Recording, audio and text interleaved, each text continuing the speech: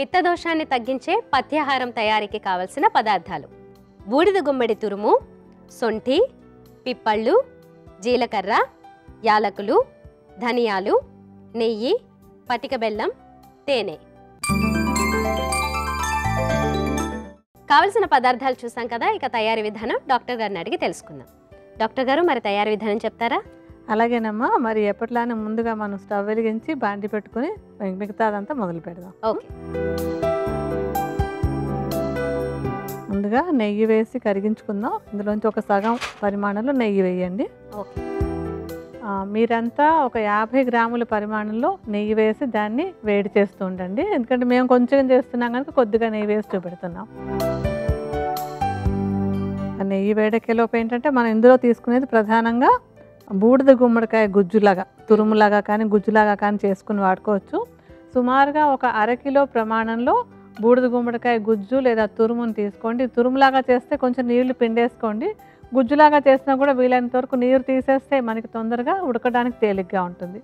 So నెయ్యి కొంచెం వేడెక్కాక ఈ బూడిద గుమ్మడి గుజ్జుని వేసి దాన్ని వేయించుకుందాం. బూడిద గుమ్మడి పిత్తదోషాన్ని తగ్గించడానికి చాలా చక్కగా ఉపయోగపడేటువంటి ఒక మంచి ఆహార పదార్థం అది. సో దాంతో మనం ఇప్పుడు ఈ ఔషధాన్ని తయారు చేస్తున్నాం. ఔషధంలా పనిచేసే పత్యాహారాన్ని తయారు చేసుకుంటున్నాం. అది ఉడికేలోపు మనం మిగతా పదార్థాలు కూడా ఒకసారి చూసుకుందాం. యాలకులు పొడి చేసి తీసుకోవాలి. మీరు సుమారుగా ఒక చెంచా ప్రమాణంలో తీసుకోండి అరకిలో కోసమని. మనం కొద్దిగా యాలకుల పొడి విడిగా పెట్టుకుందాం. తర్వాత సొంఠిని కొంచెం నేతిలో వేయించి పొడి చేసేసుకోండి. సొంఠి పొడి కూడా సుమారుగా ఒక చెంచాడు ప్రమాణంలో తీసుకోండి, మీ కొలతకు సరిపోతుంది అది. మనం కొద్దిగా సొంఠి పొడి కూడా తీసుకుందాము. తర్వాత జీలకర్ర కూడా కొంచెం వేయించి పొడి చేసేసుకోవాలి. జీలకర్ర పొడి కూడా ఒక చెంచాడు తీసుకోండి మీరు. మేము ఇందాకట్లానే కొద్దిగా వేసుకుంటాం. కొద్దిగా జీలకర్ర పొడి కూడా వేసుకుందాం. తర్వాత పిప్పళ్ళ చూర్ణం కూడా, అంటే పిప్పళ్ళను కొంచెం నేతిలో వేయించి చల్లారాక పొడి చేసుకోవాలి. ఈ పిప్పళ్ళ చూర్ణం కూడా ఒక చెంచాడు తీసుకోండి. మనం ఇందాకట్లానే కొంచెం కొంచెంగా వేసుకుందామా.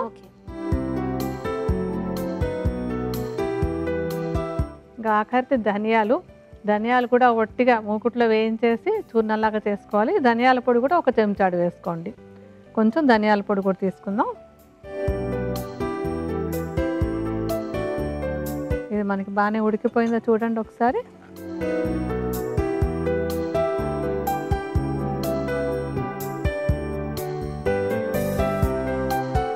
పచ్చివాసన అంతా తగ్గినట్టుగా ఉంది కదా.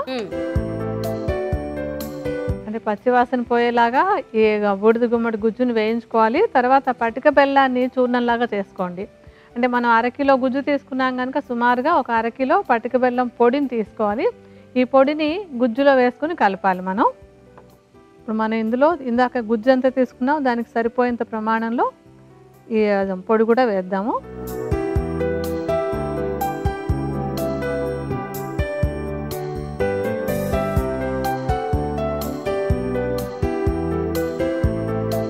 ఇప్పుడు ఇందులోనే మనం తీసుకున్న చూర్ణాల పొడి ఉంది కదమ్మా, ఆ మిశ్రమాన్ని కూడా ఇందులో వేసి కలిపేద్దాం.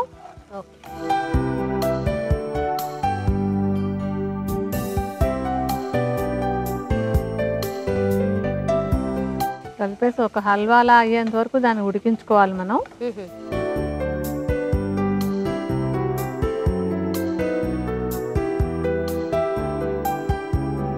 ఇప్పుడు అది హల్వాలాగా ఉడికింది కదమ్మా ఈజీగా. అంటే అంచుల్లో అంత పట్టుకోకుండా ఉంటే మనకి బాగా రెడీ అయినట్లు లెక్క కదా.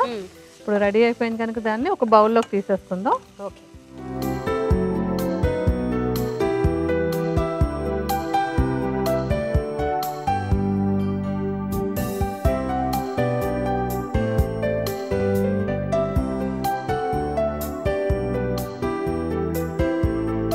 బౌల్లోకి తీసుకున్నాం. చల్లారింది కదమ్మా. చల్లారిన తర్వాత దాంట్లో తేనె కలుపుకోవాలి. మీరంతా కూడా ఒక 50 గ్రాముల పరిమాణంలో తేనె కలపండి. మేము దీనికి తగినంత తేనెని కలుపుతాము. కొంచెం ఒక పెద్ద చెంచాడు తేనె వేయండి దాంట్లో. కలిపేసేయండి బాగా.